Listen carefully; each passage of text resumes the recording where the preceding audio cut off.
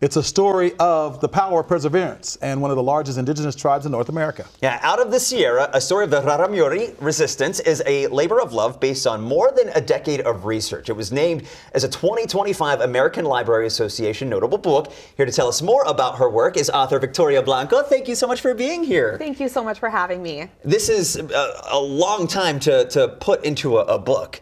What was that process like, and what is the book really about? Sure. So I'll start with what the book is about. The book follows the Gutierrez family. They're a family of 5 Rarámuri people who were displaced from the western mountains of Mexico due to drought and cartel infiltration in that part of Mexico. And so it's a story of leaving to a capital city, to Chihuahua City, and to building a new life, to finding their way in this capital city and to maintaining cultural autonomy even in this new context. And so how it all started, it started a long time ago. It started in 2009 with a Fulbright Award. And I started off doing participatory research back then. The book itself actually follows that first year of research, even though I have been returning and piecing together the story over the last 14, 15 years. The book itself is contained within that 1 year. Gosh, what inspired you to write the book, though? So I am from the U.S.-Mexico borderlands. I was raised in El Paso, Texas, and Ciudad Juarez, and I grew up crossing the border constantly back and forth, and I grew up seeing Rarámuri people.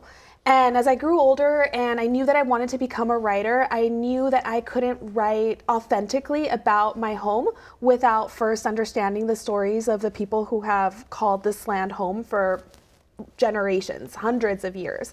And so that's what ultimately inspired a love of home, a love of the desert, a love of my own heritage, my own Mexican heritage, and just wanting to better know the place. And then that's how I found my way into the community. Have you found any parallels with the indigenous folks from here in the upper Midwest? Absolutely, yes. And it's one of my favorite things to do is to speak with Native people here in the Midwest and just talk about my research and find the connections also just between Mexican heritage and Native heritage here in the United States and just build those bridges. What was the research process like for you, though?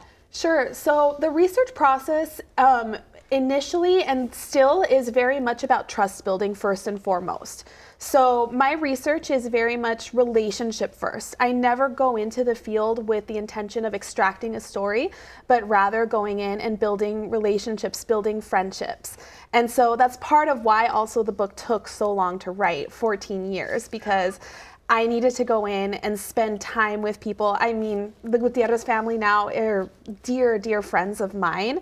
And so the process was very much just being with them, living alongside them, cooking, washing clothes, bathing babies, going out into the city, just living alongside them and letting the story emerge from that close relationship. Quickly, if folks want to learn more about the book, do you have any events coming up where they can do that?